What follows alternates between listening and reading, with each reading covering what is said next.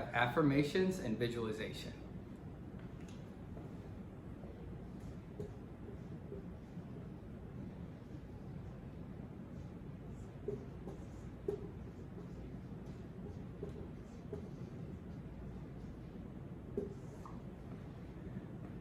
All right, a couple more things that help with performance right before you're getting in that moment where it's time to sell, right?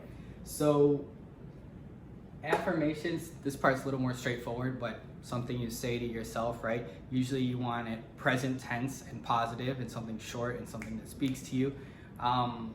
So I would say my affirmations in the morning once I got to work, I had like this little binder to sort of like prime myself, and I would go through my binder and there's certain things that I would do.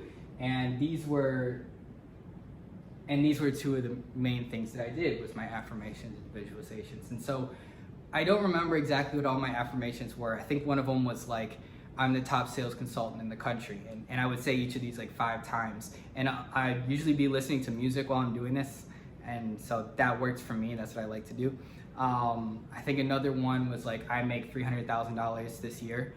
I think another one was like, I'm the fucking champion or something like that. And maybe there was like a couple others, but those were some of my affirmations. So use whatever speaks to you, but it should be something that kind of focuses you, that's short, that's present tense, that's positive, that maybe speaks to you on some sort of emotional level, maybe how much you want to make or something empowering or whatever. And I think that it's helpful. I think it's something that you can do that can be one of the tools in your toolkit to prep you, to prime yourself for what's about to happen.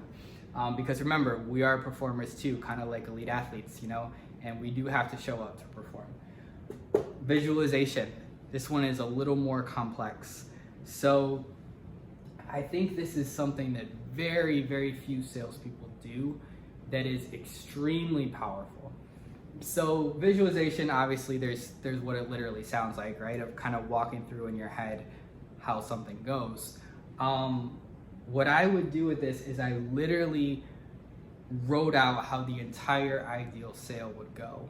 From the moment the person walked in the door to the moment they bought and they left. And I could see all of it in my head, right? I could see everything in my head. And I could even see like, if things went off this way, like what I would do. If things went off this way, I knew everything that was gonna happen before it happened. And I wrote it all out word for word. And so when you do this, if you're really doing it right, if you're really doing it in enough detail, for one, you only have to do this once, right? You just type it up that one time. But it should literally be like pages, single spaced, typed, written. It should be in that much detail. Like it should be like the person walks in, you know, they're excited to see me, they're smiling, they're talking with the people around them, they start fidgeting with the papers and looking things through. I walk out, I ask them how's it going, like this is the connection we have, it feels great, we're clicking naturally, like everything's flowing, like, you know, extreme detail walking through the entire thing. And this is so valuable because when I'll share something that maybe you're familiar with this or maybe not, but there's been a number of studies I think like this that usually it's referenced with basketball, that there's like a team that practices free throws, a team that does visualization of free throws, and a team that does nothing. And the team that does nothing doesn't improve at all, and the team that actually practices the free throws versus the team that only visualizes doing the free throws had almost the same amount improvement as each other. I think the team that actually practiced them had tiny bit more improvement, but it was very similar. So the point is that the visualization, you really can walk through something and really experience it. And it's cool. It's like our mind almost has a hard time differentiating the visualization from reality. So it really feels like it's happening to our mind. And when you've written out how the entire sale would go and you know at each moment what you would do if someone does something, then all of a sudden things are predictable, and all of a sudden wherever in that process you are, you sort of always know what's happening now, you know like what's about to happen next, and you know how you will respond to that.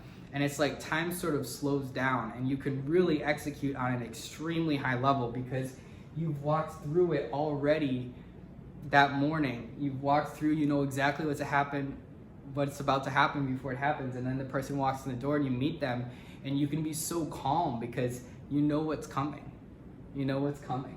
And maybe if you literally just started, it might take a handful of different dealing with prospects before you figure out the flow of things and you write your own thing. But most salespeople, they should be able to do this. You should be able to write out what the ideal is like, and you should know where you're at all times. And so you walk this through in the morning. You have your affirmations, you say them maybe 5 times each. You have your music. That's what I like to do. And then I would walk through everything. I would walk through this entire visualization in my head. Like, first I would read it when I didn't have it memorized, and then once I did have it memorized, I would just close my eyes and walk through everything. And I had to be able to see it like it was real.